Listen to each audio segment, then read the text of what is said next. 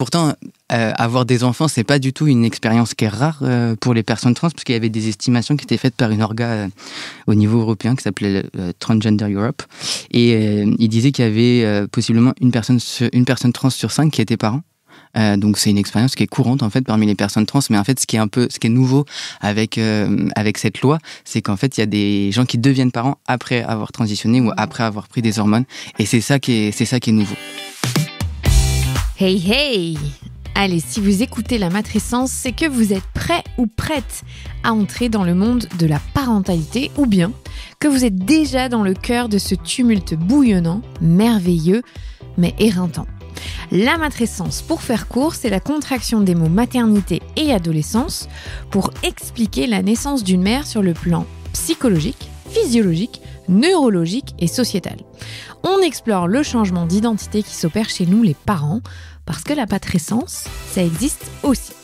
Je m'appelle Clémentine Sarlat et avant de devenir chef d'entreprise presque par accident et podcasteuse à presque plein temps, j'ai été pendant 7 ans journaliste sport à la télé. Donc vous m'avez peut-être déjà aperçu dans votre télé quand je parlais de rugby ou de tennis. En juillet 2018, j'ai quitté mon CDI et ma vie parisienne après l'arrivée de ma première fille en n'ayant aucune idée de ce qui m'attendait. En mars 2019, j'ai créé ce podcast depuis chez moi à côté de Bordeaux pour trouver des réponses à mes questions de jeune maman et aux bouleversements majeurs que je venais de vivre. 3 enfants rapprochés plus tard, ce podcast La Matrescence se développe pour vous accompagner, vous faire rire, vous faire pleurer un peu, mais surtout pour vous faire découvrir de nouveaux horizons en tant que parent. Rien n'est laissé de côté, je vous le promets. Embarquez avec moi pour une expérience intense. Promis, vous en ressortirez différent et j'espère plus aligné avec vous-même. Ah si, dernière chose, abonnez-vous sur votre plateforme d'écoute, c'est le meilleur moyen de donner de la visibilité à ce podcast. 1000 merci, let's go.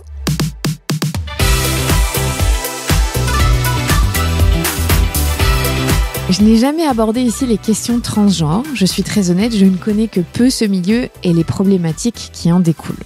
Alors quand Isaac m'a contacté pour parler de sa parentalité trans, lui qui a porté son bébé, j'ai tout de suite accepté.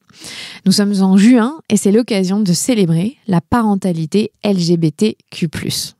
Isaac est né en tant que petite fille dans les années 90 et dans sa vingtaine, il comprend au détour de rencontres qu'il n'est finalement pas une personne cisgenre, mais bien une personne trans.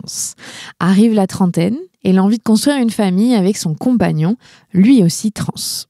J'avais 1000 questions à lui poser. Comment est-ce qu'on fait pour mener une grossesse? Comment on choisit celui qui porte le bébé dans le couple? Quel regard on porte sur un homme trans qui crée la vie? Comment le personnel hospitalier se comporte avec une grossesse aussi extraordinaire? Je mets des guillemets, mais parce que il y a moins de 100 hommes trans en France qui ont donné naissance à des bébés et forcément, rendre publique cette parentalité, ça demande du courage parce que s'exposer, c'est parfois malheureusement encore en 2024, s'exposer au danger. Isaac est très touchant et lumineux dans cet épisode. J'espère sincèrement que ce podcast vous permettra de porter un regard plus juste sur ce que vivent les personnes trans dans notre société. Je vous souhaite une très bonne écoute. Salut Isaac. Salut. Ça va, pas trop stressé? Un peu, mais merci beaucoup de me recevoir, ça me fait très plaisir. Mais merci à toi parce que vraiment, je voulais te le dire, c'est toi qui m'as contacté via les réseaux sociaux pour me proposer ton témoignage. Et j'ai tout de suite dit oui, évidemment, parce que ta situation, elle est extraordinaire, elle est plutôt exceptionnelle dans la société française. Et donc, merci parce que je pense que ça te demande du courage de venir témoigner, de s'exposer. Surtout qu'aujourd'hui, c'est quand même filmé, donc il y a ton visage. Et je pense que c'est utile que tu témoignes. Donc vraiment, merci. Merci beaucoup.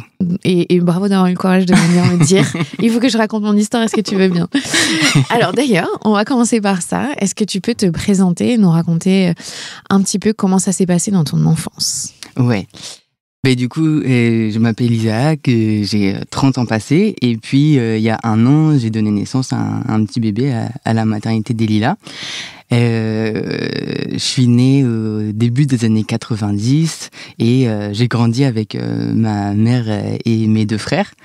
Et assez tôt, je pense que voilà, j'ai réalisé que j'aurais bien voulu peut-être être un garçon ou quelque chose comme ça.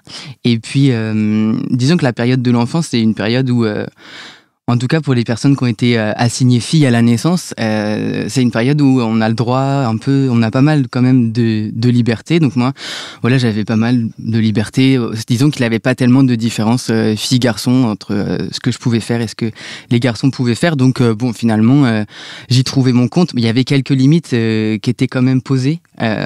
Par exemple, il y avait la question du foot, parce que moi j'aimais bien tout ce qui était jeu de balle, jeu de ballon, tout ça. Moi j'adorais aussi jouer avec les Polly Pocket, ça n'empêche pas. Mais voilà, j'aimais beaucoup jouer au foot, tout ça. Et par exemple, ma mère, ça c'est un truc que je voyais dans ses regards ou alors dans ses remarques que c'était un truc, c'était un peu une limite, quoi. Qu'il fallait pas. Je pouvais en faire, mais elle le désapprouvait. Mais disons que c'était à peu près la seule limite à l'époque.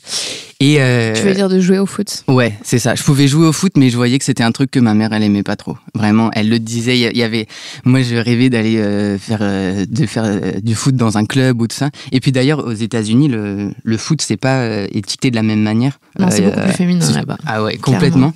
Mais en tout cas, dans les années 90, c'était tout à fait différent. Et puis, donc voilà, comme j'avais envie de faire des sports de balle, tout ça, ma mère, elle m'a mis au tennis. Donc j'ai fait du tennis pendant un certain temps. Voilà, j'ai pris goût, tout ça. Et puis, à la fin des années 90, donc là, voilà, ça commence à être moi, je suis à la fin de à la fin de l'école primaire. C'est l'affaire Amélie Mauresmo. Et moi là, je me reconnais complètement dans Amélie Mauresmo. Enfin, je peux complètement me projeter. Et chez nous, on regarde les Guignols de l'info. Voilà, elle est moquée, caricaturée. Et puis, je vois que le fait de manquer de féminité, on va dire, pour une fille, c'est quelque chose qui risque de m'exposer. Et puis, voilà, en grandissant, tout d'un coup, la liberté, elle devient un peu de plus en plus limitée en tant que personne qui a été assignée fille. Et va y avoir des rôles un peu plus distincts entre garçons et filles. Et c'est des choses que j'intègre petit à petit. Et par exemple, avant de rentrer en 6e, il y a un été où je joue encore au foot. Je pense que c'est une des dernières fois où j'ai joué au foot. J'étais au goal parce que voilà, j'aimais bien faire ça. Et je reçois une balle dans la main et en fait, ça me blesse le poignet. Et voilà, pendant 48 heures, en fait, je vais pas le dire à ma mère parce que je sais que ma mère, j'aurais pas dû jouer au foot en fait. Et que voilà, il faut que je le cache. Et en espérant que ça va passer, mais bon, finalement, en fait, ça passe pas. Et voilà, on va aux urgences et en fait, il apparaît que j'ai des os qui sont déplacés dans le poignet. Mais c'est ça, c'est qu'avec la fin de l'enfance, disons, je commence un peu à intérioriser tout ce qui est normes de genre et puis qu'en fait, il va falloir que je commence à respecter davantage ce qu'on attend d'une fille. Et voilà. Et avec la 6e, l'entrée en 6e, là, ça commence à être ça commence à être vraiment beaucoup plus pesant, quoi.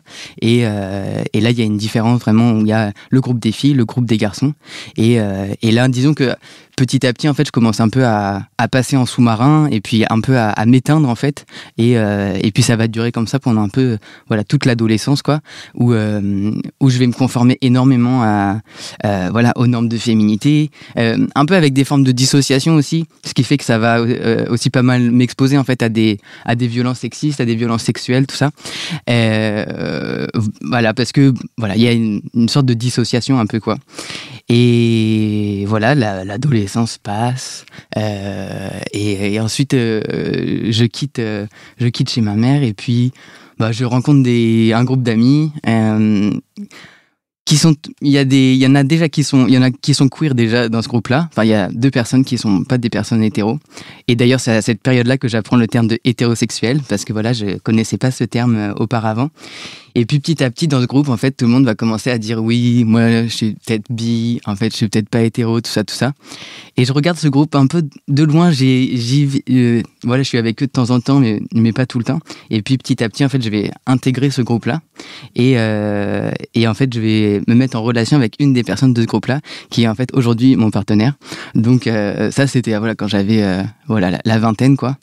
Et voilà, donc là, c'est une période qui est c'est hyper cool parce que je découvre plein de choses. Je me dis, mais comment j'ai pu passer à côté de tout ça à ce moment-là, c'était... du coup, je me mets avec une personne et du coup, on est un couple lesbien, on va dire. Et voilà, du coup, je découvre The L Word, toutes les choses que j'avais jamais entendu parler. Je regarde les épisodes, tout ça. Enfin, c'est un peu une période un peu d'émerveillement, quoi. Et puis après, vient la manif pour tous. Là, c'est ça, j'ai le début de la vingtaine, quoi. C'est une période qui est super dure parce que les discours de la manif pour tous, ils font écho à ma mère, même si elle n'était pas du tout à la manif pour tous, mais elle était sensible à l'équilibre au sein de la famille pour les enfants, tout ça. Tous les discours autour des enfants, c'est un discours auquel elle est sensible parce que ma mère, elle est séparée, elle a divorcé 2 fois et du coup il y a tout ce truc de comment faire pour que mes enfants ne soient pas traumatisés alors que j'ai divorcé, tout ça. Et donc voilà, ça fait que, un peu paradoxalement, elle est sensible au discours de la manif pour tous. Donc voilà, et elle m'en fait part et elle me dit des choses un peu terribles régulièrement à cette période-là. Mais il y a des mobilisations qui se mettent aussi en place pour répondre à la manif pour tous. Il y a des manifestations, tout ça. Et là, je croise des groupes, des associations de personnes trans. Et là, quand je les vois, du coup, je me dis ah ouais, non mais en fait c'est ça, en fait juste je suis trans, quoi. Et en fait, ce truc était venu quand j'étais tout enfant. Voilà, je pense que j'étais à la maternelle ou quoi, et que j'avais un peu géré avec les normes de genre pendant l'enfance et puis après que j'avais juste mis en sous-main pendant l'adolescence. Là en fait ça revient et voilà. Et après il va se passer un certain temps entre le moment où je me dis ok je suis trans et puis en fait le moment où je vais commencer, on va dire, à transitionner, à changer de prénom. Il va se passer plusieurs années à prendre de la testo. Voilà, j'ai pris de la testo régulièrement, je pense peut-être pendant 3 fois pendant 1 an et demi. J'ai fait des coupures, tout ça. Et puis, la dernière fois, après, j'ai arrêté parce qu'on a du coup décidé avec mon partenaire que on s'est décidé qu'on allait avoir un enfant, que c'est moi qui allais le porter. Et voilà. On va en parler. Là, tu m'as raconté de manière rapide tout ce qui s'est passé, ouais. Qui est intense en 30 ans de vie, quasiment. Je vais te reposer plein de petites questions, mais tu vas pouvoir nous raconter. Tu dis qu'à la maternelle, déjà, tu savais que tu avais été assignée, tu n'étais pas dans le bon corps. Qu'est-ce que tu ressentais en tant que petite fille qui comprend qu'il y a fille, garçon, que tu aurais préféré être un garçon? C'est quoi? Quelle pensée est-ce que tu as à ce moment-là? C'est pas très clair, je sais juste... Enfin, c'est pas très clair dans mes souvenirs, mais je sais qu'il y a des moments où je pouvais me dire que je préférerais être un garçon. Mais après, c'est par ailleurs des pensées que plein de gens peuvent avoir. Mais c'est pas quelque chose qui me rend spécialement triste parce que... Et j'ai un peu un champ de liberté. Et par exemple, il y a toute une période où...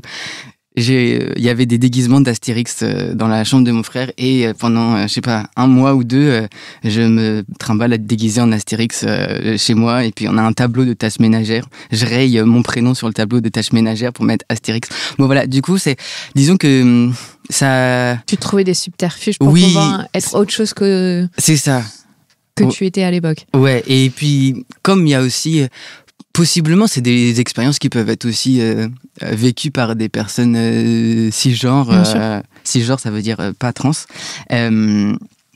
Mais dans mon cas, c'est venu quand même de manière récurrente que je me dis...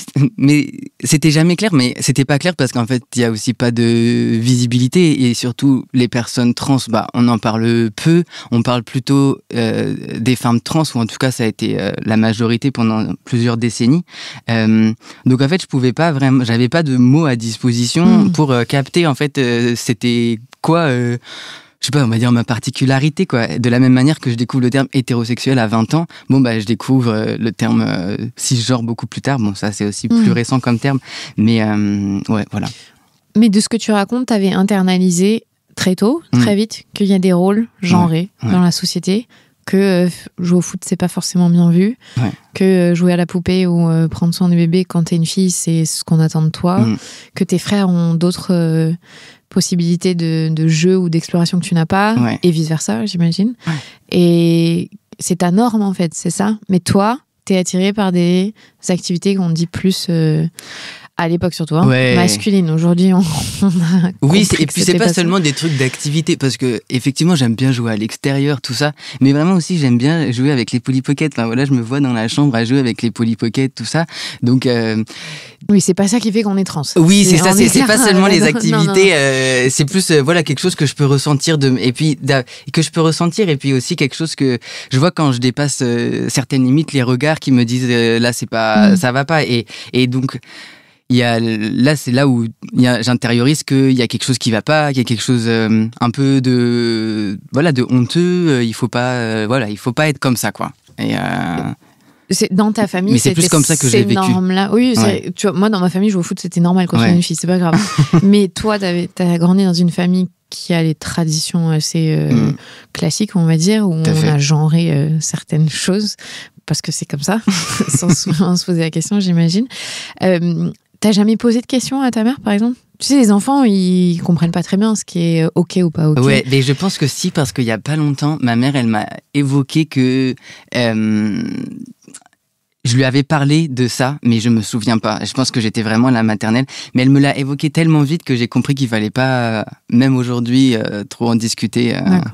Donc voilà, j'ai pas de souvenir de ça, mais ça m'a étonné quand elle m'a dit ça parce que je me souvenais pas. Et là, je me suis dit, j'ai pas réussi bien à me cacher. C'est ça que je me suis dit quand elle me l'a dit.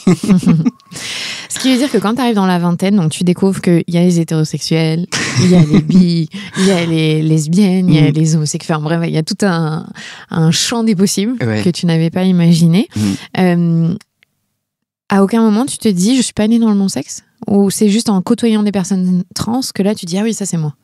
Mais je pense pas que c'est une conception que j'ai de me dire que je suis pas née dans le bon corps, et c'est vrai que en fait c'est souvent présenté comme ça, et je pense que c'est aussi une manière de faire comprendre les choses facilement. Et puis en fait, c'est qu'on a des expériences de ressenti qui peuvent être différentes d'une personne à une autre. Moi, je me suis jamais vraiment dit que j'étais dans le mauvais corps.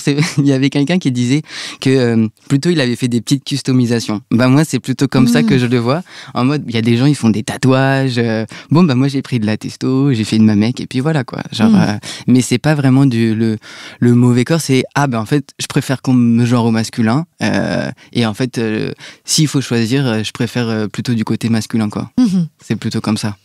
Donc tu rencontres ton partenaire aujourd'hui. En fait, ça fait très longtemps du coup. C'est une histoire d'amour. Hyper longtemps. Vous naviguez dans la vingtaine ensemble, dans le milieu queer. Vous posez pas encore la question de savoir si vous voulez construire une famille, ou est-ce que ça vient? Comment ça vient cette question-là? Non, moi au départ, j'étais pas du tout chaud pour avoir des enfants parce que en fait, je rejetais ça parce que dans ma tête, c'était associé au fait d'être une fille, et du coup, je me disais et puis au fait d'être une fille, et puis en plus à l'assignation très forte qui pèse sur les filles d'avoir des enfants. Enfin, il y avait ce truc et après quand je traîne dans les milieux féministes, tout ça, il y a aussi ça ça me fait beaucoup de bien parce que ça permet aussi de discuter, de faire du lien avec des gens qui ont vécu des violences comme beaucoup de personnes assignées filles à la naissance, et pas seulement. Et je me souviens plus de la question. Comment vous décidez du coup de dire on veut faire une famille? Est-ce que tu disais que toi à la base c'était pas quelque chose que tu avais envisagé, de devenir parent, parce que ça te renvoyait à la féminité, c'est ça. Voilà. Et puis à l'obligation qui pèse, qui est lourde et tout. Et à un moment donné, on a des amis, on se fait des amis à la fac parce que on va à la fac. Et puis il y a une amie qui a déjà un enfant. Il y a d'autres amis qui sont queer aussi et qui se disent qu'ils aimeraient bien avoir des enfants. Bon voilà, j'évolue dans un groupe où en fait commence à y avoir un petit peu des enfants. Et ça me fait aussi voir une autre manière voilà, d'avoir des enfants, que c'est pas forcément une assignation qui me pèse. Et puis, entre-temps, j'ai aussi transitionné. Donc, l'assignation, finalement, je suis plus trop invitée à avoir des enfants dans cette histoire. Donc, ça met un peu de distance. Et du coup, ça me fait aussi voir d'autres modèles. Et mon partenaire, on a quand même à ce moment-là la fin de la vingtaine, voire le début de la trentaine. Hein. Et vous avez transitionné en même temps ? Non. Alors, c'est toujours dur de savoir quand est-ce qu'exactement on date le début de la transition, mais moi j'ai commencé un petit peu avant et lui il a fait un petit peu après. Mais donc mais plus quasiment, ou moins à la même, ouais, quasiment à la même période. Oui, c'est ça. D'accord. Okay. Ouais, dans la deuxième moitié des années 2010, grosso modo, on a fait ça. Et mon partenaire, lui, il a toujours eu en tête de ce que je sais, il voulait avoir des enfants. Et bah, on a un peu réfléchi. Moi, j'ai réfléchi de mon côté un peu, voilà, en silence. Qu'est-ce que ça me fait si j'envisage ça ? Et puis, voilà, lui, on réfléchissait même à éventuellement que lui, il ait des enfants sans que moi je sois le parent, tout ça. Voilà, on était ouvert à pas mal de possibilités, même si c'est plus pratique de faire comme on a fait.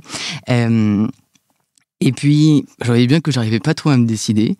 Et je me disais, mais en même temps, j'ai un peu envie. Ça a l'air quand même d'apporter des choses cool. Et puis, ça a l'air d'être des bons moments. Et donc, je me suis dit, ok, vas-y, on essaye. Pour préparer cet épisode, on s'est appelé parce que j'avais plein de questions. C'est évidemment un monde que je connais pas du tout. Et tu m'as expliqué surtout qu'il y a aussi le fait qu'il y avait une loi jusqu'à très peu de temps, qui vous demandait d'être stérilisé quand vous transitionniez. Donc, il n'y avait pas de possibilité, au final, de porter un enfant ou d'être parent, en tout cas par cette voie-là. Donc, c'était avant, de toute façon, quelque chose qu'on n'envisageait pas. Ouais. Donc, il y a ça aussi qui a joué. Oui, c'est ça. En fait, il y a un peu... C'est quand la loi ? C'est 2016. Il y a un peu plein de choses qui étaient contre... l'idée qu'un jour je puisse avoir un enfant. Enfin, et puis il y a cette loi qui a changé du coup c'est fin 2016, donc elle a été appliquée en 2017, où pour changer d'état civil, que ce soit le prénom ou le M ou le F sur la carte d'identité ou les papiers, il n'y a plus besoin d'avoir été stérilisé, il n'y a plus besoin d'apporter des documents médicaux qui apportaient la preuve irréversible que la transition elle était définitive. Et dans le définitif, en fait, en pratique, ce qui se passait, c'était la stérilisation, en fait. Donc, c'était ligature des trompes chez les femmes, c'était quoi ? Alors, pour les mecs trans, c'est hystérectomie. Oui, on a enlevé l'utérus. Ouais, c'est ça. Et donc ça permet... C'était la preuve que c'était irréversible, ce qui n'a pas de sens en vrai, parce que quand on prend de la testo, on a des effets qui peuvent être irréversibles, enfin voilà. Et on n'est pas moins femme parce qu'on n'a pas d'utérus. Oui, en plus. Non mais oui, il y a plein de choses de toute façon qui vont pas dans cette histoire, clairement. Donc voilà, moi j'ai changé de prénom, je sais plus, j'ai attendu, bref, ça a duré un certain temps de mon côté, parce que voilà, pour plusieurs raisons. Et du coup, j'ai changé de prénom en 2019. Et après, c'était du coup, j'avais toujours mes organes reproducteurs, tout simplement. Donc, ça a pu être possible. Et ça, effectivement, voilà, c'est des luttes qui ont été menées pendant plusieurs années et qui ont fait que, voilà, aujourd'hui, on peut avoir des enfants. Et pourtant, avoir des enfants, c'est pas du tout une expérience qui est rare pour les personnes trans, parce qu'il y avait des estimations qui étaient faites par une orga au niveau européen qui s'appelait Transgender Europe. Et il disait qu'il y avait possiblement une personne trans sur 5 qui était parent. Donc c'est une expérience qui est courante en fait parmi les personnes trans, mais en fait ce qui est nouveau avec cette loi, c'est qu'en fait il y a des gens qui deviennent parents après avoir transitionné ou après avoir pris des hormones, et c'est ça qui est nouveau. Avant, en fait, c'était avant de transitionner, les gens avaient déjà eu des enfants et puis ensuite ils passaient à une deuxième vie au final. Exactement, alors c'est ça. Alors qu'aujourd'hui, vous êtes dans votre vie que vous avez choisie et on vous autorise, malheureusement je dis ça, mais vous avez la possibilité, on l'a gagné, voilà, de faire comme vous avez envie. Exactement, ouais. Et c'est ça qui est nouveau. Et puis en plus, oui, il y avait aussi l'expérience de Ali Aguado qui avait médiatisé du coup la naissance, et puis c'était pas la naissance qu'il avait médiatisé, c'était la grossesse. Le fait qu'il avait été le premier personne trans à être reconnu père et à avoir donné naissance. C'était sur ça qu'il voulait visibiliser. Et voilà, et du coup, il a fait des entretiens à Radio France, tout ça. Et moi, je les ai écoutés avant même de me décider. Et voilà, il y avait aussi un champ des possibles qui, tout d'un coup, était là, quoi. Parce que c'est ça aussi, c'est que vous défrichez le chemin, il y a très peu de représentativité. Tu vas nous en parler après, ce que tu as créé et ce que ça représente.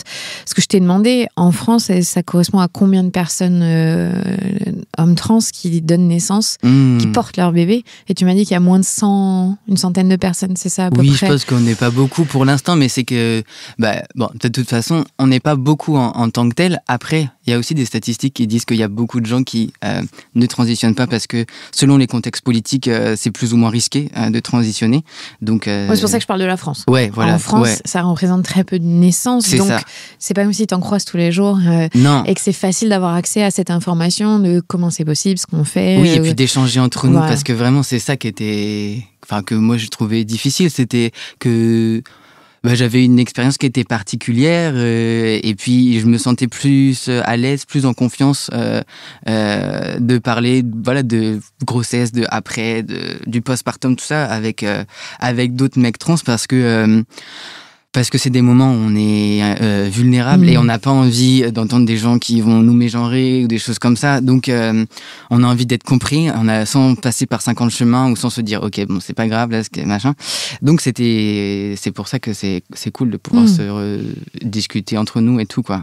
Mais on n'est pas beaucoup, oui, clairement. Mais on est de plus en plus parce que ça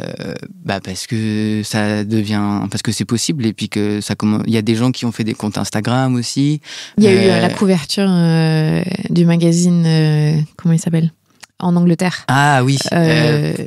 Ouais, je sais, celui qui a fait Seahorse Dad là. Tout à fait. Ouais, qui est journaliste. Un homme trans qui est enceint avec un ventre exposé. Oh, comment c'est le nom du magazine? Oh, j'ai regardé juste avant de... Bon, bref, on mettra le lien. Oui, c'est ça, c'est des choses qui deviennent... Visuellement, on a vu ce que c'était déjà, juste de voir un homme trans qui porte un bébé. Ouais, et puis on commence un peu à être passé... C'est plus tellement la période où c'est le tout début, parce qu'il y avait genre Thomas Beatty, je crois, aux États-Unis dans les années 2000, qui était passé en Secret Story, je crois, en France, et son secret, c'était d'avoir porté son enfant, justement. Mais là, maintenant, ça devient plus banal, quoi, vraiment. Donc, alors, si on reprend ton histoire, avec ton partenaire, vous avez transitionné à peu près en même temps, on va dire, donc vous décidez de fonder une famille. Comment ça se passe? Parce que, est-ce que vous décidez, il y en a un qui le porte, pas l'autre? Est-ce que vous voulez de manière naturelle ou est-ce que vous voulez finalement adopter? Enfin, c'est quoi la discussion autour de la construction de votre famille? Alors déjà, la question de l'adoption, on l'a écartée parce que, étant 2 personnes trans et en plus, du coup, on est perçu comme un couple gay, on n'allait jamais arriver en haut des listes. Donc, voilà. Et puis, finalement, ça fait pas vraiment sens pour nous d'adopter puisqu'on a la capacité de créer des enfants. Donc, ça serait plutôt absurde. Mais après, ça serait absurde. Après, il y a des gens, ils préfèrent et tout. Ça, je vais pas, c'est pas pour juger ou quoi. Vous aviez la possibilité. Mais nous, on s'est dit, on peut le faire. Donc, on va le faire, quoi. Et comment on a choisi? Pour la personne qui allait porter, on s'est dit, c'est qui la personne la plus âgée? C'est moi. Donc, du coup, c'est comme ça qu'on a décidé. Ah, d'accord. Juste par l'âge. Parce que quoi, tu serais plus mature ou tu serais... Non, c'est juste que si jamais on en voulait plusieurs, toi, toi aussi, t'as l'horloge biologique, du coup. Cette injonction. Oui, de toute façon, en étant un mec trans, je suis traversée complètement par le sexisme et tout ça, hein, clairement. Donc, en fait, ça a été assez simple. Okay. On s'est juste dit, qui c'est le plus âgé? C'est moi, donc... C'est intelligent et logique, ce que vous avez fait. Donc voilà, on a fait ça. Et tu t'es dit, ouais, cool, ok, je me vois porter un enfant ou... Non, vraiment, j'arrivais pas à visualiser. Mais il y avait ce truc où j'arrivais pas forcément à décider. Et comme j'arrivais pas à décider, je me suis dit, bon, mais quand même, là, ça va. Je suis bien entouré. Même si je suis pas certain, je vais le faire. Mais de me projeter, non, je voyais pas très bien. Jusqu'au moment où on nous a dit, ok, là, c'est les 3 mois sont passés de grossesse. C'est là que tout d'un coup, je me suis dit, ok, bon, ça va vraiment arriver. Mais pendant toute la période d'avant, c'est bon, on va faire un essai, ça se trouve, ça va pas marcher, tout ça. Bon, ça a marché du premier coup, tout ça. Et donc tu peux nous raconter quand même, parce que je pense qu'il y a plein de gens qui se rendent pas compte de ce que ça veut dire faire un enfant. Il y a les méthodes à l'ancienne. Qu'est-ce que vous avez... Parce que vous n'êtes pas allé en FIV ou en PMA? Non, parce que c'est ça, il y a, dans le sens où c'est pas des parentalités qu'on va favoriser. Au contraire, c'est plutôt des parentalités qui sont plutôt empêchées. Donc avant, il y avait la stérilisation, donc là c'était assez clair. Mais aujourd'hui, par exemple pour la PMA, donc dans le cadre hospitalier, c'est passé du coup pour le couple de femmes, donc du coup pour et pour les femmes seules. Donc, nous, on pourrait y avoir accès, parce que moi, j'ai pas changé d'état civil j'ai toujours un 2 sur ma carte, mais parce que les personnes qui ont changé leur état civil et qui ont un 1 ne peuvent pas faire la PMA. Donc, au nom de la sécurité sociale, tu es toujours assigné femme. Oui, c'est ça, j'ai un 2, quoi, tout simplement. Et du coup, je pourrais, mais... parce que juste le 1 et le 2, tout le monde comprend. N'a pas la référence, je te le dis. C'est que les cartes vitales, elles sont faites avec des 1 et des 2, et puis en fait, il y a un peu des paniers de santé qui sont remboursés pour ceux qui ont un 1, et puis des autres paniers de santé qui sont remboursés pour les 2, grosso modo. C'est intéressant, parce que je pense qu'on se rend pas compte. Oui, la sécurité sociale est complètement genrée. D'ailleurs, pour tout ce qui est, par exemple, suivi gynécologique, si on change d'état civil, ça fait un peu bugger la sécu. Maintenant, la sécu commence un peu à être habituée. Mais qu'est-ce qu'on disait? Pardon, je t'ai coupé, que vous cherchiez un moyen, parce qu'il n'y aurait pas de PMA. Ah oui, mais voilà, le signal qui est lancé en 2021 sur les personnes qui ont changé d'état civil et qui ont un 1 n'ont pas accès, ça donnait un peu... c'était pas très rassurant de se dire on va débarquer, moi j'ai une barbe, clairement, je suis perçu comme un mec. Je me suis dit que j'allais pas être bien reçu dans les espaces hospitaliers. Et puis, surtout que le monde de l'hôpital, c'est un endroit où les personnes trans, elles peuvent être assez maltraitées de manière générale. Et c'est un des enjeux de mobilisation depuis super longtemps. Donc, on se dit, nous, on veut pas être stressés. Et puis il y a aussi ce truc de pourquoi est-ce qu'il faudrait passer par le monde médical, alors que en plus le monde médical, ça voulait dire qu'on aurait eu un donneur anonyme. Parce qu'à ce moment-là, c'était pas encore passé, je pense. Maintenant, il y a un truc semi-anonyme. Et nous, on s'est dit qu'on voulait pas un donneur anonyme. On voulait que l'enfant puisse connaître qui était son géniteur, tout ça. Encore, ça, c'est des choix personnels. Et donc, on se met en quête de gens autour de nous qui seraient d'accord de nous donner leurs gamètes, quoi. Et puis là encore, on a eu beaucoup de chance. On a demandé à une personne qui a dit OK, alors que c'est souvent difficile. Donc on a fait ça, et puis ça a marché. Mais sachant que c'est des pratiques qui sont interdites, qui sont pénalisées, tout ça, parce que ça s'appelle de la manipulation de matériel génétique. Alors, quand les hétéros ils le font, personne ne le sait parce que tout le monde présuppose qu'on ne l'a pas fait. Mais si nous on le fait, les gens ils savent que c'est comme ça qu'on a fait de la manipulation de matériel génétique. On dirait qu'on est un peu Frankenstein, mais c'est vraiment très basique. Je pense que tout le monde le fait à un moment ou un autre. Et donc, on fait comme ça. Et ça marche. Et du coup, c'est un ami avec qui on a discuté. On a pris le temps de discuter auparavant. Comment on allait faire, quelle était sa place, de son côté, qu'est-ce que ça lui faisait, comment il se projetait, tout ça. Ça a été, on a un peu contractualisé, en fait, d'une certaine manière, quoi. Mais on n'a pas fait de document écrit parce qu'en fait, s'il y a un document écrit de sa part, même si lui serait complètement d'accord de faire ça, de dire qu'il ne souhaite pas être reconnu le parent de l'enfant, ça serait une preuve qui serait contre mon partenaire pour pouvoir l'adopter. Bref, c'est tout un dédale juridique. En vrai, c'est pas... parce qu'aujourd'hui, vous n'êtes pas mariés ? Non. Donc l'adoption, c'est une étape plus difficile. Alors non, normalement le mariage, ça c'est pas changé. Même si en étant marié, il n'y a pas de filiation. Ok. Il y a pas de. Il faut quand même aller devant le juge. Ouais, c'est ça. Et voilà, donc c'est plein de trucs juridiques et vraiment, moi, c'est pas du tout ma passion, ce genre de choses. Mais par la force des choses, on doit passer du temps aussi. Enfin, de toute façon, de la manière dont sont traitées souvent des personnes trans pour faire des choses assez basiques. Voilà, avant c'était encore plus compliqué, mais c'est juste des galères administratives qu'on nous demande de faire. Et c'est ça, du coup maintenant il y a plus la stérilisation, mais il y a vraiment ce truc de voilà nous faire galérer. Et par exemple dans les trucs qui peuvent être injustes, quoi, c'est n'importe quel homme cisgenre pourrait reconnaître mon enfant comme étant le père, et on ne va pas faire de test ADN, et voilà, il y a la présomption de paternité, donc on va dire ok, ça doit être lui le père, quoi. Et puis mon partenaire par contre non, quoi. Il faut faire plein de procédures, blablabla. Voilà, donc c'est du temps. Vraiment, quand t'as un petit enfant, t'as vraiment autre chose à faire que de faire ça. Et voilà, on a fait quelques papiers auparavant pour un peu sécuriser les choses, mais voilà, il faut qu'on se lance là-dedans parce que la flemme, quoi, franchement.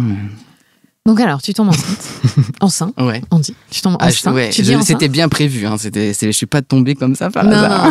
Non. On dit, tu dis, je tombe enceinte. Bon, moi, je dis début de la grossesse. Début de la grossesse. Voilà. Donc c'est vrai que c'est pas très beau de dire tomber en plus. En tout cas, ça marche. Ouais. La grossesse commence. La grossesse commence. Et donc là, explique-nous. Pour être suivi médicalement quand on est un homme trans et on porte un bébé, est-ce qu'il y a des endroits qui sont trans-friendly, on va dire, ou qui sont mieux armés, qui ont la capacité de bien vous accompagner sans vous mégenrer, comme tu dis, sans vous juger, et en vous donnant les soins qui sont nécessaires à une grossesse pour qu'elle aille au terme. Ouais. La manière dont on a commencé, c'est on connaissait une médecin généraliste que moi j'avais déjà vue auparavant et qui avait une spécialité gynéco. Elle était super loin, parce qu'elle était à 1h30 en transport de chez nous. Mais voilà, on avait un bon contact. Donc en fait, on a fait le début de suivi de grossesse là-bas. Et puis, moi vraiment, j'aimais trop aller là-bas. Enfin, elle était super sympa, elle était déculpabilisante et tout. Voilà, vraiment, voilà, je la remercie. Et après, au bout de 2-3 mois, je pense qu'elle a dû nous dire bon, voilà, la naissance, ça va se passer où au Lila, ok, bon, du coup, il vaudrait mieux que vous alliez faire le suivi là-bas. Moi, j'avais pas du tout envie parce que, en tant que personne trans, comme plein de personnes, on a très souvent des mauvaises expériences avec les pros de santé. Donc, moi, je vais jamais chez le médecin sans savoir si ça se passe bien, s'il m'a été recommandé ou pas. Je vais plus jamais à l'improviste. J'ai pu aller à l'improviste, mais non, plus jamais. Mais je savais que les Lilas, il y avait du coup Ali qui avait été et que ça s'était bien passé. Donc j'avais quand même... c'est pour ça qu'on a choisi d'aller au Lilas, même si pareil, c'est loin de chez nous, c'est à 1 heure en transport en commun. Mais c'était un endroit on savait qu'ils avaient déjà reçu plusieurs, pas seulement Ali, de personnes trans, et que ça s'était bien passé. Mais tout en sachant ça, il y a quand même toujours ce stress de est-ce que ça va bien se passer voilà, parce que ça arrive aussi qu'on recommande des personnes qui en fait là ça se passe pas bien et tout. Bon, voilà. En tout cas, il y a toute une stratégie un peu de repérage et puis aussi un peu d'évitement, quoi. Donc on arrive au Lila dont on avait entendu parler, et on a fait du coup tout le suivi là-bas. Et au début on était super méfiants, franchement, au premier rendez-vous. On est sorti, on s'est demandé avec mon partenaire, bon, qu'est-ce qu'on en pense, tout ça.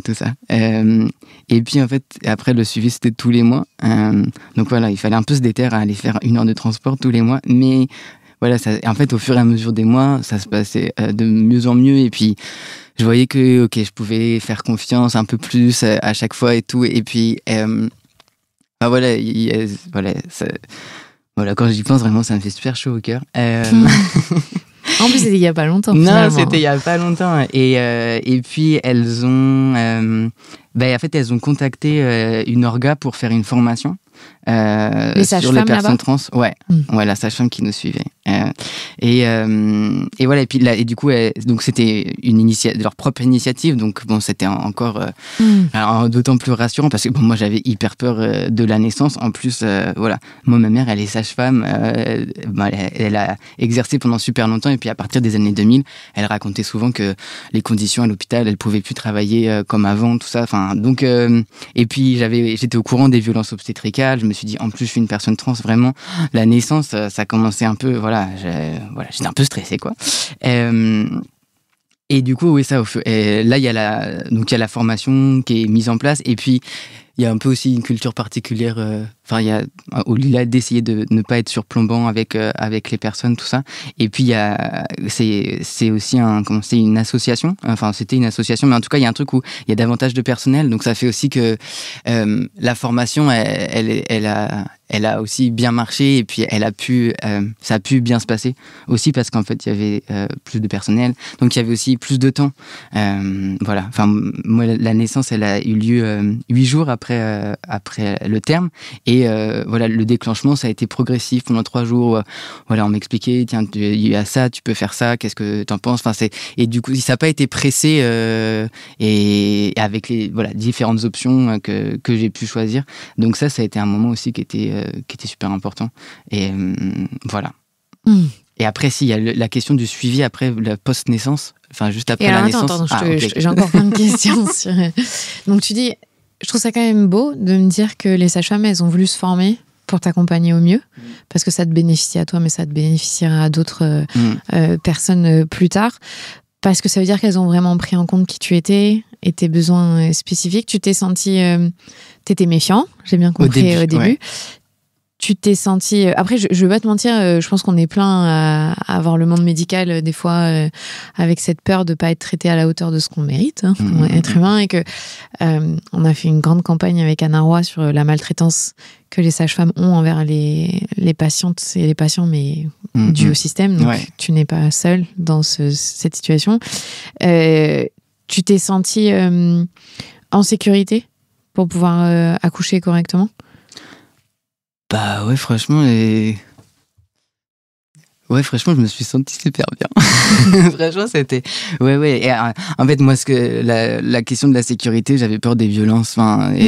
Et du coup, je m'étais dit au départ que je voulais pas prendre la péridurale et tout, parce que je voulais pas qu'il y ait le médecin qui rentre, tout ça. Et parce que j'avais eu des ligaments croisés cassés il y a un certain temps, et j'avais eu une péridurale pour reconstruire les ligaments croisés. Donc je savais à quoi ça ressemblait, et j'avais trouvé ça un petit peu stressant déjà, de fait de pas bouger et tout. Donc là, je me disais, oh waouh, pas bouger, alors que genre parfois il y a des... Voilà, ça va te faire super mal. Je me demandais comment j'allais pouvoir tenir.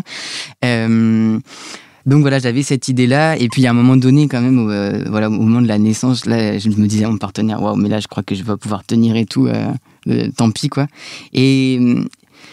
Et puis, mais j'avais toujours quand même ce stress, quoi, j'avais pas envie qu'il y ait un médecin, ou une autre personne qui vienne, à part tout la ça. Ouais, c'est ça. Et du coup, en fait, juste la naissance, elle s'est passée juste avec la sage-femme qui, et finalement, j'ai pas pris la péridurale. Et voilà, juste, elle me disait des trucs, franchement, j'écoutais juste tout ce qu'elle me disait, et franchement, elle m'a donné trop de force. Je sais, mon partenaire, il pouvait me dire des trucs rassurants, mais franchement, dans ma tête, j'étais en mode genre, non, mais chut, toi, tu sais rien, quoi. Mais vraiment, la sage-femme, je sais pas, j'étais genre un peu envoûtée, quoi. Et du coup, ça m'a fait tenir. Et après, il y a même la sage-femme qui me suivait. Elle avait fini ses ses consultations. Et du coup, à la fin de la journée, en fait, elle est montée en salle de naissance. Et voilà, et puis ça s'est terminé comme ça. Elle est venue soutenir, donc t'as eu du vrai soutien. Ouais. Et du coup, j'étais tranquille, j'avais ramené mon petit tapis de sport. Du coup, la naissance, c'était sur le tapis de sport et tout. Voilà. Trop bien. C'était vraiment cool, quoi. Est-ce qu'il y a des choses que tu vois, si jamais là, il y a des pros de santé qui nous écoutent, qui n'ont jamais été confrontés à un homme trans et qui, potentiellement un jour ça le sera, et qui veulent faire bien les choses, est-ce qu'il y a des spécificités dont on doit savoir ou ça change rien, c'est juste qu'il faut être attentif à bien vous genrer, comme tu disais. Bah ouais, c'est ça. En fait, je pense que dans au milieu de la naissance, le principal enjeu, moi j'avais peur d'être enfin, ça peut paraître étrange et un peu idiot, mais vraiment moi tout ce que je voulais c'était être bien genré, qu'on me parle au masculin. C'était juste ça. Mais c'est pas étrange. Mais et en fait, c'est qu'autour de la naissance, bah du coup tout est genré au féminin parce que voilà, il y a une majorité de femmes, tout ça, et puis voilà l'histoire. Et donc ça demande un peu une gymnastique d'utiliser des mots qui vont pas être genrés ou de genrer au masculin. Mais en fait, moi je dirais que c'est là, hein, c'est tout. Ok. Non mais tu vois, je pense que c'est un monde inconnu pour plein de gens. Ouais. Et juste de dire, le respect pour vous, ça correspond à ça. Ouais. Et rien que de faire ça, ça va redescendre aussi dans l'anxiété que tu peux avoir face au monde médical. Ouais. Et c'est à la portée de tout le monde. Oui, non, c'est... De dire il au lieu de elle, d'utiliser des mots qui sont clairement. Adaptés à ce que tu vis. Donc c'est plutôt cool parce que en vrai, c'est assez ça ne demande simple, pas de savoir particulier, tu vois. Parce qu'il n'y a pas que les sages-femmes qui sont là à l'hôpital pour la naissance. Il y a tout un corps de métier, il y a plein de gens. Donc tous ces personnes-là juste savent ça, tu vois. Juste, ok, ça c'est hyper important pour eux. Non, c'est mais cool, oui, non, on a déjà gagné. Oui, et c'était trop touchant aussi parce que du coup il y avait le carnet de santé de l'enfant après qu'ils nous ont donné du coup au Lila, quoi. Et pour tous les trucs où ils ont rempli, ils avaient mis du blanco sur le mère et tout, voilà. Genre c'était gentil, c'était touchant. Et donc ton bébé est né. Et il se passe quoi? Il se passe quoi? Waouh, j'ai l'impression de partir un peu dans l'espace pour plusieurs mois, quoi, clairement. Qu'est-ce qui se passe? Déjà, je suis vraiment contente de comment la naissance s'est passée, parce que c'était une appréhension. Et je suis super soulagée. Et le matin, quand je me réveille et qu'il y a le bébé qui est à côté de moi, je suis genre, oh, God, j'ai un bébé. Et vraiment, je sais pas, je suis content, tranquille. Il fait beau en plus, c'est le mois de juin, tout ça. Moi, je suis un peu sur un petit nuage, quoi. Je suis fatigué, je suis très fatigué. Je suis très content de remanger parce que la fin de grossesse, je mangeais que du bouillon parce que j'avais plus de place pour mettre autre chose. Et donc voilà, je suis fatigué. Et puis on rentre à la maison. C'est une amie qui vient nous chercher. Et là, du coup, le premier mois, ça se passe plus et ça se passe bien. Bon, le truc chiant, c'est quand il n'y a pas pu avoir de suivi à la maison pour après la naissance. Vous étiez trop loin. On était, oui, et puis on avait contacté des personnes autour de chez nous et puis il y avait personne qui répondait. Du coup, ça a été un peu l'épreuve parce qu'il a fallu prendre la voiture et c'était la canicule avec le bébé qui avait genre 3 jours, moi qui était un peu au bout du rouleau et tout. Donc ça a été le truc, voilà, un peu intense. Il a fallu le faire 2 fois. Mais donc là, à la fin de la première semaine après être rentré à la maison, waouh, j'ai été un peu explosé. Mais après, en fait, juste, je me suis reposé. Mon partenaire, du coup, il avait pris 1 mois de congé, quoi. Et puis on avait des amis qui nous avaient cuisiné des choses. Donc on avait le congèle qui était plein de choses à manger, tout ça. Donc le premier mois, voilà, c'était vraiment vraiment cool. Et après, il y a eu le retour au travail. Alors autant on avait anticipé le premier mois après la naissance, quoi. Et autant l'après, le retour au travail, bon, là, ça a été un peu un moment qui a été un peu dur. Du coup, mon partenaire, il a repris le travail et il travaillait 4 jours par semaine. Mais voilà, les moments où il partait travailler et que j'allais passer du coup la journée seule avec le bébé, là, c'était un peu terrible. Parce que c'était aussi un peu de la naïveté ou parce qu'on avait déjà préparé beaucoup de choses, mais je m'étais dit ça va être les vacances d'été, tout le monde va être là, Et en fait, juste, non, les gens, ils étaient soit partis en vacances, soit au travail, mais ils n'étaient pas dispo.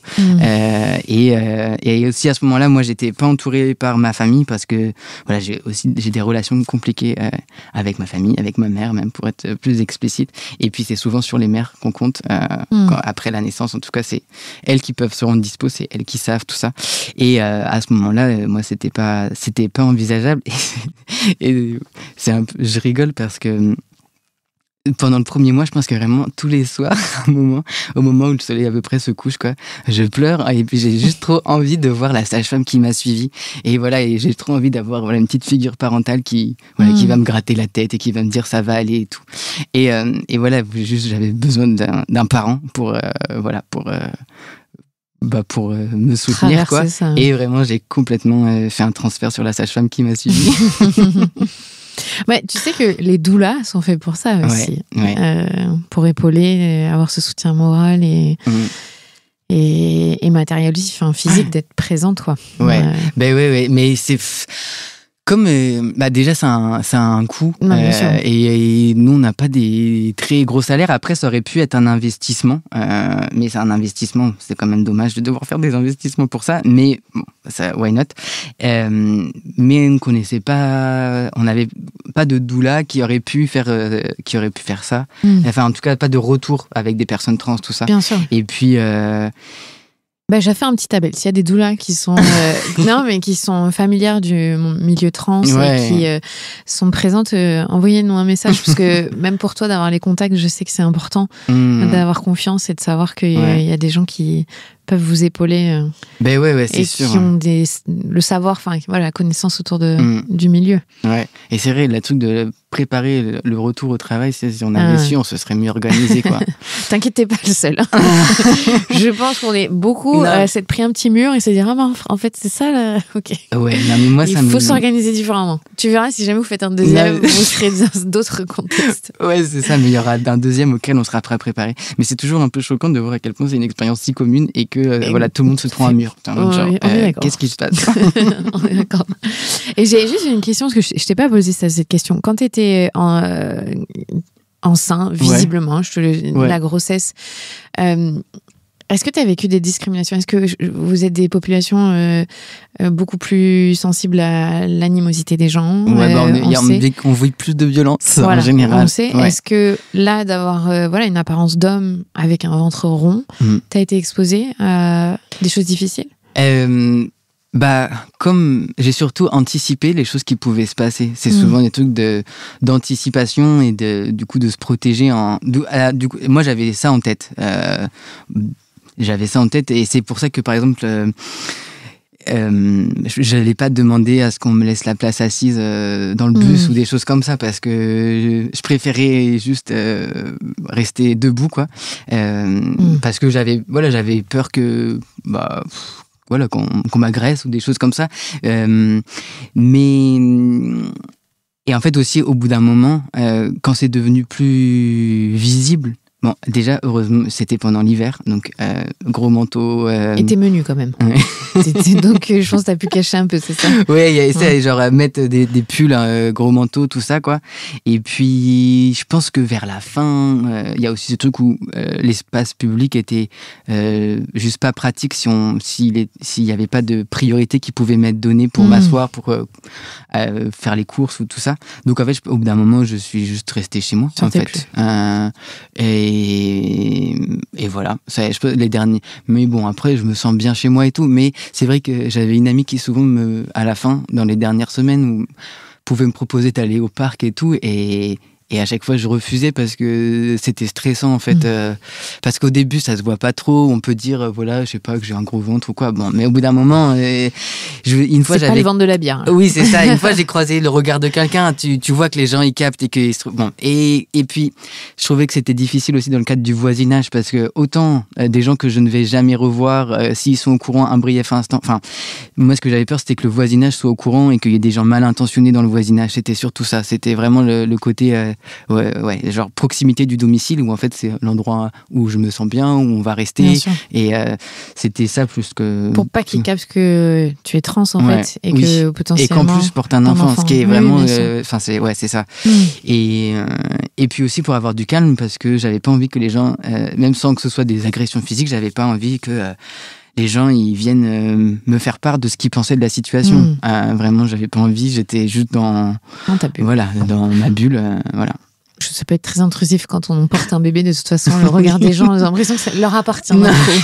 Qu'ils ont touché ton... Enfin, tu vois, quoi qu'il arrive, c'est comme si porter un enfant concernait toute la société. Mais par contre, une fois qu'on a l'enfant, ça concerne plus personne. Là, incroyable, franchement. On n'est plus du tout épaulé. Est-ce que le fait, une fois que tu as accouché et que vous avez de votre vie à 3, là, c'est plus facile de ressortir à l'extérieur parce qu'un couple gay qui aurait un enfant... Aujourd'hui, on peut considérer que c'est un tout petit peu plus accepté et qu'il y a moins de regards malveillants. Donc là, c'était plus facile pour vous au début, quand on est ressorti... Après, je suis pas sorti beaucoup juste après la naissance. Mais quand on sortait, les gens, ils nous regardaient, mais pas de manière mal intentionnée, mais ils nous regardaient. Donc, on se sentait regardés. En même temps, moi, j'étais trop fière de sortir avec mon bébé, franchement.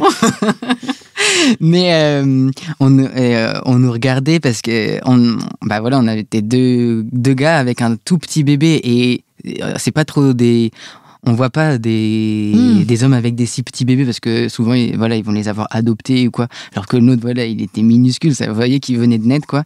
Et donc on intriguait beaucoup quoi.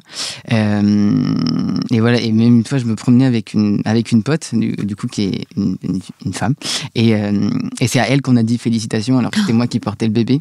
Donc c'est à la fois ça m'a fait un peu rire et à la fois c'était un peu rude et en même temps je pouvais pas demander autre chose. Je voulais pas que les gens ils le savent pour me protéger et en même temps c'est des périodes où on a besoin de réconfort et les félicitations, moi je trouve que ça passe bien. Donc quand ça a été dirigé vers une autre personne, ça a été un peu difficile. Oui, mais toi t'avais ta fierté de parent, j'ai eu un bébé et c'est pas vers toi que c'est dirigé.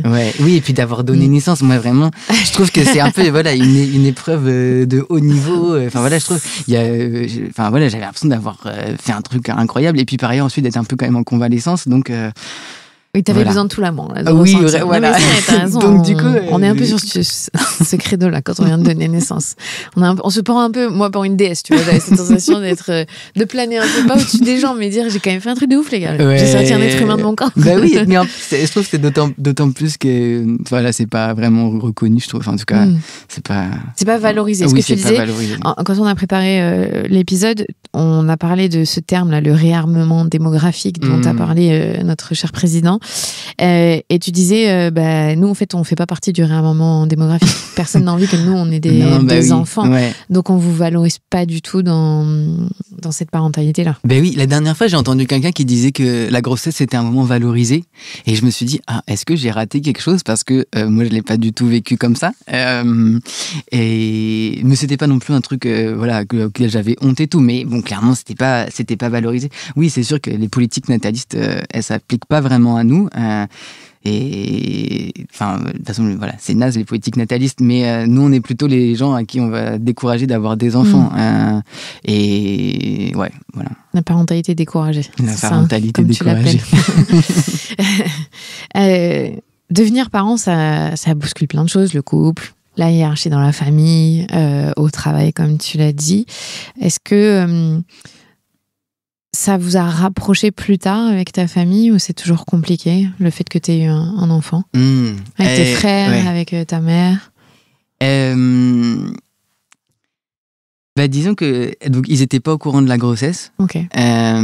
Et je leur ai dit 3 semaines après la naissance. Tout ça, j'avais réfléchi. Et je me disais que c'était la meilleure chose à faire. Et je pense que c'était vraiment une super décision de faire ça parce que j'avais besoin d'être dans ma bulle et j'étais pas prêt à discuter, de savoir ce que les gens pensent, tout ça vraiment.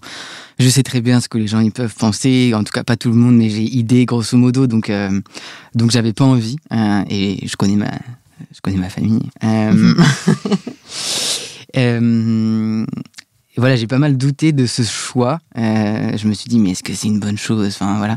Et voilà. Et après coup, je suis content d'avoir fait ça. Et en fait, ça a reconfiguré les relations, je trouve, avec ma mère. Parce que en devenant parent, déjà, je pense que moi, j'ai l'impression de m'être un peu enraciné en devenant parent. Et du coup, j'arrive mieux à poser des limites. Et du coup, c'était plus facile pour moi de poser des limites à ma mère. Et c'était aussi plus facile de les faire respecter. J'ai l'impression que le fait d'être devenu parent, de l'autre côté, pour ma mère, c'était aussi plus facile de respecter mes limites, dans le sens où j'étais plus crédible. J'étais plus cette espèce d'ado problématique, alors que vraiment, j'étais pas du tout un ado problématique. Enfin, s'il en existe, j'en sais rien, mais bon, voilà. Mais voilà, j'étais cet ado problématique qui est pas conforme. Qui est pas conforme, et du coup, voilà, ce que je dis, ce que je fais, c'est pas bien, quoi. Et là, maintenant, elle est davantage dans la retenue. Donc, c'est vraiment cool. Et ça fait que, pour moi, c'est plus simple de la voir. Donc, en fait, cette naissance, elle a complètement reconfiguré les relations avec ma mère. Et pour le mieux, c'est pas parfait encore, mais par rapport à ce que ça a été, pour moi, on n'était pas loin de la cause perdue. Et quand je dis ça, voilà, c'est vraiment très dur de mettre des distances avec sa mère. C'est jamais un plaisir. Mais voilà, et moi, j'étais prêt aussi à passer à autre chose parce que dans la vie, il faut avancer, quoi. Mais pour le coup, c'était complètement inattendu. En tout cas, j'avais pas pensé que ça pouvait faire ça. Et du coup, ça se passe beaucoup mieux aujourd'hui avec ma mère. En fait, c'est comme si elle te voyait maintenant comme toi qui tu es adulte. Et qu'elle peut relationner avec toi. Mais ça, ma mère, elle a eu beaucoup ce truc de favoriser ses principes par rapport à la relation. Et puis, au bout d'un moment, mais un peu tard, malheureusement, elle a capté que, en fait, si elle mettait ses principes avant la relation, elle allait malheureusement se terminer. Parce que, voilà. Donc, tu lui as fait éclater ses principes. Ah ouais, là. Tu as été au bulldozer. Oui, c'est sûr qu'elle voulait une fille avec des choses bien. Voilà. Ouais. La pauvre. Mais en même temps, je dis ça, mais franchement, être une femme séparée dans les années 90 et tout, voilà, ça devait pas être simple, donc je comprends aussi. Surtout si tu me dis qu'elle était sage-femme, elle devait travailler en décalé, ça a dû être pas évident, ça c'est sûr. Mais ça n'empêche pas que toi, tu as ton vécu d'enfant et que c'est pas simple. Quand ton bébé, il est né, tu vois, je dis ton bébé parce que vous n'avez pas voulu le genrer, c'est ça? C'est ça, on s'est dit, ça sert à quoi de genrer le bébé? C'est un bébé. Enfin, vraiment, ça me paraissait un peu absurde aussi de dire c'est une fille, c'est un garçon, alors que vraiment, ça a juste une tête de petit bébé trop mignon. Et oui, du coup, on s'est dit que on allait utiliser, attention, le pronom Yel. Et on a fait ça. On a fait ça la première année, j'ai dit.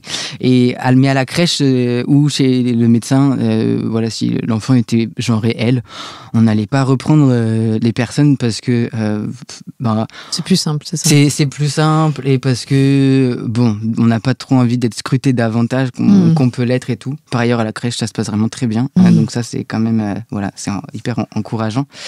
C'est chouette parce que quand même, je tiens à dire, je trouve que tu dépeins une ambiance qui est sereine, et même si je me rends compte de l'énorme charge mentale que c'est pour toi de tout le temps anticiper, de tout le temps être dans la prévision de ce qui peut se passer ou pas, de tous les scénarios. Vous avez été bien entouré quand même. Que ce soit à l'hôpital ou tu dis la crèche, là, ça veut dire qu'on progresse, on accepte quand même. Oui, et puis il y a des bulles, il y a des endroits où ça se passe.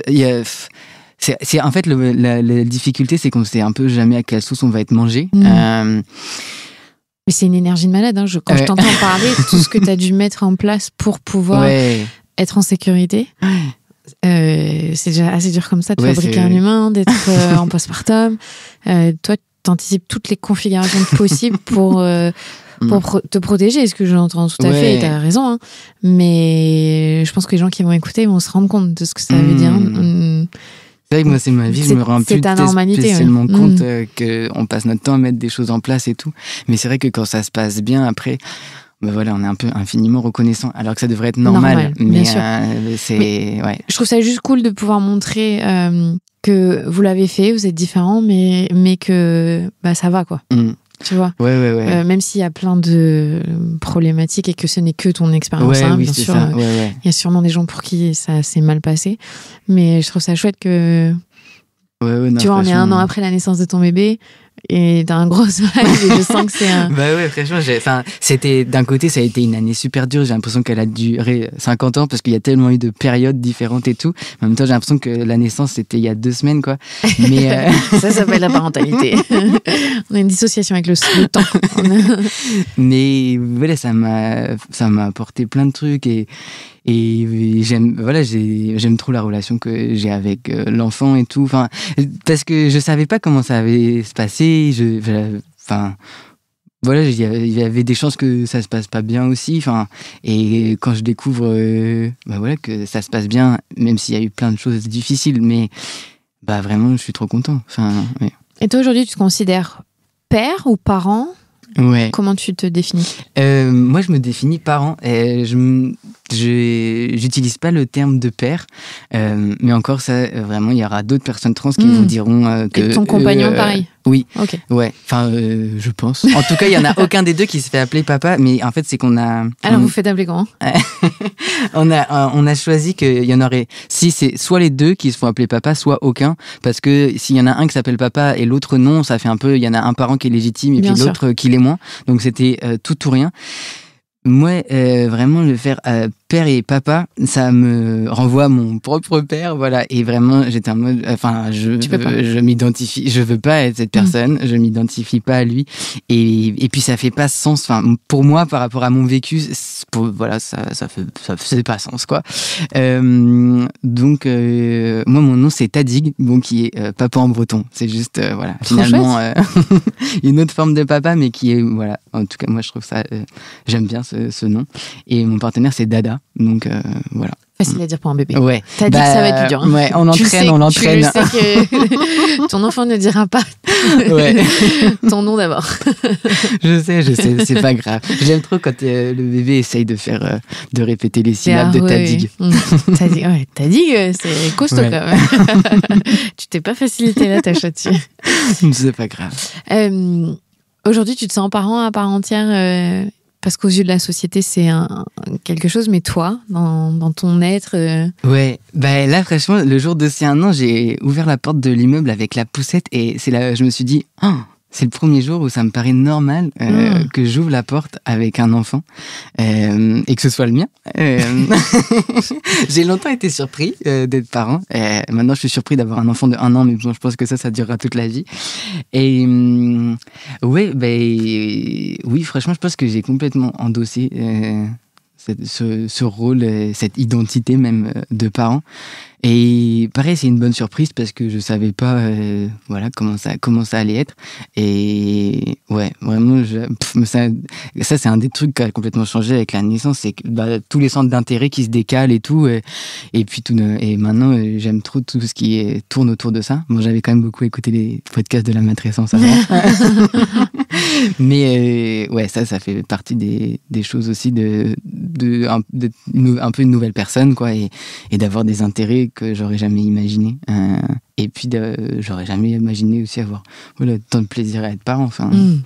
Du coup, le mot matrescence ne va pas te parler en tant que tel, mais le concept, tu vois, ce changement d'identité, d'être bouleversé, tu l'as ressenti. Ah waouh, mais tellement.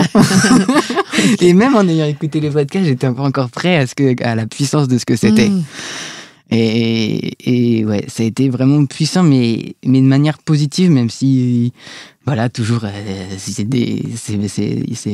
pas toujours simple et tout, mais un peu, j'ai l'impression d'avoir un peu, à partir de l'enfance, d'avoir un peu dissocié, de qui j'étais, de ce que j'aimais, tout ça. Et puis, voilà, petit à petit, là, de recoller les morceaux et d'être un peu, genre, revenu dans mes baskets, quoi. Donc ça, c'est hyper cool. Ah, c'est trop chouette. En fait, toi qui voulais pas forcément être parent. Ouais, non, c'est pour ça. Finalement, ça t'a ramené à qui tu es toi au fond. J'aurais jamais imaginé. Ouais. Jamais imaginé. Ça arrive souvent quand même, j'ai l'impression. Enfin, tu vois, la matrescence, c'est un peu ça. Au final, ok, c'est qui je suis au fond de moi, en fait. Je suis parent, mais je suis quoi d'autre? Et c'est quoi le quoi d'autre? Ah ouais, c'est complètement ça aussi pour moi. Y a un thème dont on n'a pas parlé, c'est à l'intérieur du milieu LGBTQ+, comment est-ce que tu te situes? Parce que on l'a évoqué toi et moi au téléphone, c'est pas vraiment un sujet qui est très évoqué, comme dans les milieux féministes pendant un long moment, être parent, c'était pas vu comme quelque chose de forcément positif, ou en tout cas auquel on s'intéresse. Ouais. Aujourd'hui, le milieu est c'est quelque chose dont vous parlez. Je dirais que ça, en fait, c'est assez similaire à ce qui se passe du côté des milieux féministes, et puis les milieux LGBTQ et les milieux féministes, ils sont très imbriqués, quoi. Donc il y a des évolutions qui sont concomitantes, et je discutais avec une femme lesbienne qui a 70 ans et qui disait qu'elle avait élevé un enfant, et du coup c'était des choses dont elle parlait pas, mais c'était dans les années 80, un truc comme ça. Aujourd'hui, c'est des sujets dont on parle, mais dont on parle, et puis en fait, c'est qu'il y a des gens aussi qui se projettent tout simplement à être parents. Après, avant, il y avait des gens aussi qui étaient déjà parents, mais oui, il y a des choses qui ont changé de la même manière, hein, et donc ça reste. C'est pas un sujet qui est très politisé, et c'est pas un objet de mobilisation, la parentalité, alors que voilà, les femmes lesbiennes cisgenres, elles ont des enfants depuis très longtemps, et d'ailleurs elles étaient même mobilisées sur ça il y a des décennies et tout, mais pas dans le milieu trans alors. C'est que c'est nouveau, tout ça. C'est ça. C'est nouveau parce à la fois c'est nouveau, et à la fois c'est un peu. Je pense que c'est peut-être pas considéré comme une priorité, ce que je peux entendre par milieu, mais en même temps peut-être on peut faire coexister les problématiques. Voilà, je pense que il y a cet intérêt aussi pour nos parcours parmi les personnes trans, et du coup c'est aussi important avec d'autres personnes trans qui ont porté leurs enfants ou qui ont eu leurs enfants après leur transition pour des femmes trans, de raconter nos histoires, et c'est des histoires que les plus jeunes ils ont envie d'entendre.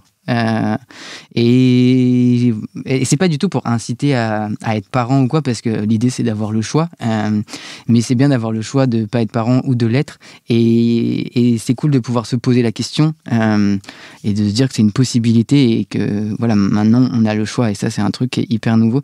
Donc il y a de l'intérêt, je dirais, surtout du côté des plus jeunes. Et ouais. Et c'est ce que tu m'as expliqué, tu as créé un groupe WhatsApp, ou un groupe, groupe en ligne, pour pouvoir échanger entre vous, parce que, comme tu dis, vous avez des expériences uniques au final, et de pas se sentir seul. On se sent toutes. Oui. Nous seuls, j'imagine complètement. Donc c'est universel, comme tu disais, cette expérience-là. Mais bon, il y a des choses auxquelles nous, en tant que femmes cisgenres, on n'est pas confrontés par rapport à toi, ce que tu as vécu. Ouais. Et c'est toujours plus agréable d'avoir d'autres gens qui disent je te comprends, je sais, je vis la même chose. C'est plus simple, c'est plus facile. C'était vraiment juste peu de temps après la naissance que j'ai lancé un groupe en ligne, où, voilà, on est plusieurs dessus à avoir. C'est les gens qui ont eu un début de grossesse, éventuellement qui ont eu soit des IVG, soit la grossesse elle a été interrompue, ou d'autres, du coup la grossesse elle a été à son terme, et avec du coup des gens qui ont des enfants, et voilà, j'ai fait ça parce que j'avais trop besoin d'échanger avec des personnes voilà, qui allaient pouvoir me comprendre. Et j'ai pas mal regardé des documentaires avec des femmes cisgenres et tout, et ça m'a vraiment apporté plein de choses, mais il y avait un truc dont j'avais besoin à ce moment-là, et voilà, je me suis déterre, franchement je sais pas comment, à monter ce groupe, à faire la charte, bref, enfin voilà, j'avais trop envie de faire ça, ça me faisait trop du bien d'imaginer que ça puisse exister. Et voilà, du coup j'ai rencontré des gens, il y a des gens dans différents endroits de France, et il y a des gens qui sont à Paris ou dans le coin, et donc ça permet aussi de se rencontrer, de soutenir, voilà, genre par exemple, je sais pas, ton bébé il est malade, il a des RGO ou des trucs comme ça, ça peut être des discussions comme ça, genre qu'est-ce que vous faites, ou alors des discussions autour de comment vous genrez votre enfant, tout ça, et de voilà, qu'est-ce que tu aimerais dans l'idéal, mais qu'est-ce que comment tu dois gérer voilà, les contraintes de ce monde, voilà. Et enfin voilà, et puis plein de réflexions autour des enfants, parce que l'idée de ce groupe aussi, c'est de faire du lien entre les parents, mais c'est aussi de faire du lien entre les enfants, et que les enfants en fait ils se rencontrent, et que parce que voilà, les enfants ils vont grandir dans des contextes particuliers, tout ça, et on sait, enfin bon, après de toute façon dès qu'on est stigmatisé, les enfants ils grandissent toujours dans des contextes stigmatisants. Puis quand on est une petite fille, on grandit dans un contexte stigmatisant. Mais oui, l'idée c'est que les enfants ils puissent échanger plus tard. Ouais, et voilà, et du coup là on a des bébés qui se rencontrent déjà, tout ça, donc c'est rigolo, mais c'est que ça, voilà, l'idée c'est que ça puisse durer. Et puis il y avait aussi toute la question de la mobilisation autour des Lilas, qui était aussi d'avoir un endroit voilà, où les personnes trans elles sont bien accueillies, qui puissent perdurer. C'était dans l'idée que et les personnes trans, et puis aussi tous les queers, toutes les meufs cis qui sont pas hétéros, qui vont avoir des enfants, d'avoir des endroits voilà, où il y a le temps, où les gens sont vont faire attention aux configurations et à ça. Voilà, c'est des endroits qui sont précieux. Donc il y avait, voilà, à la fois préserver cet endroit pour les futurs parents queer et trans, et puis créer un réseau entre parents trans qui ont porté, et puis après faire des petits événements à droite à gauche pour pouvoir répondre aux questions des plus jeunes qui se posent des questions. J'ai une dernière question. Auquel je viens de penser là, ça t'a fait quelque chose d'avoir une petite fille ? Ce qu'on voulait, on a eu une discussion sur est-ce qu'on veut savoir le sexe qui va être assigné à la naissance, ou même il est assigné déjà même avant la naissance. Et on s'est dit oui, non. En fait, moi j'étais assez claire sur oui, je voulais savoir. Mon partenaire à la base, il voulait pas savoir. Et puis voilà, on a discuté. Et moi j'avais envie de savoir parce que en fait le monde il va pas être pareil pour une petite fille, pour un petit garçon. Moi j'ai pas les mêmes représentations, même si voilà, j'ai évolué dans les milieux féministes, on a, même avec tout ça il y a toujours des choses, des attendus, des craintes, et puis ça rejoue tellement l'histoire familiale, tout ça. J'avais besoin de savoir pour pouvoir me préparer et pour ne pas être surpris au moment de la naissance. Donc moi c'était plus ma volonté. Moi je voulais savoir pour pouvoir me préparer et ne pas rejouer des choses qui se sont rejouées à différents endroits dans ma famille, pour que ça se passe bien avec l'enfant, quoi. Donc, quand vous avez su pendant la grossesse ? Oui, du coup, on a demandé quand on nous a proposé, quoi. Parce que Mina, et toi et ton compagnon, vous êtes nés filles. Ouais. Donc là, vous avez une petite fille. Ouais. Donc est-ce que ça t'a bouleversé de te dire ça va être une petite fille aussi ? Qu'est-ce que ça t'a, renvoyé ? Ah oui, moi, franchement, ce que ça m'a renvoyé, c'est à mon histoire familiale et au fait que du côté, dans la lignée des filles et des femmes de cette famille, genre vraiment ça se passe tout le temps mal entre les mères et les filles. Et du coup je me suis dit ok, qu'est-ce qui fait que ça cloche comme ça, et du coup moi je suis pas une fille mais je suis inscrit dans cette lignée. Et voilà, qu'est-ce que je vais faire pour pour pas que ça se reproduise ces problèmes, quoi. Dans plein de familles, la lignée mère-fille, elle est particulière. Oui, il y a un truc particulier à cet endroit-là. C'est sûr. T'es pas le seul qui non, a eu ça. Oui, clairement. Mais tu vois, ça t'a fait plaisir de savoir, ou tu vois, t'as eu besoin de te préparer. Ouais, j'ai besoin de me préparer, mais vraiment, au final, tu t'en fichais. C'est que pour moi, ça n'a pas vraiment d'importance. Enfin, ça n'a pas d'importance en soi. C'est juste, ok, les expériences dans le monde, elles vont être différentes. Du coup, voilà comment. Parce que élever un petit garçon, une petite fille, même si on veut faire attention aux questions de genre, c'est pas aux mêmes endroits que ça se pose, tout ça. Oh, puis de toute façon, quand il y a l'école et tout, tu peux rien maîtriser. Oui, clairement. Et du coup, c'était un peu pour anticiper, mais en tant que tel, franchement, vraiment, ça me fait ni chaud ni froid. Donc finalement, c'était plus une question. C'est un petit bébé, je suis trop content. Merci. C'est plus un bébé maintenant. C'est 1 an, ça y est. Merci beaucoup, Isaac, d'avoir raconté ton histoire. Est-ce que tu penses qu'il y a quelque chose qu'on a oublié qui serait important ? On a dit plein de choses. Ouais, non. Je pense qu'on a défriché et expliqué aux gens qui vont nous écouter ce que c'est ton expérience et comment ça se passe. Donc je pense que j'ai la sensation, moi, juste en t'écoutant, que je sais beaucoup plus de choses que je n'en savais avant. Est-ce que tu veux dire quelque chose ? Non, je pense pas. Attends, je peux regarder. Vas-y, regarde tes notes. T'es hyper studieux. Ouais. Non, franchement, je pense que... On a dit tout ce qui était important. Ouais, je pense. Tout ce qui est surligné en jaune. Merci beaucoup, vraiment. Merci infiniment aussi, franchement. C'est vraiment super utile d'avoir ce podcast.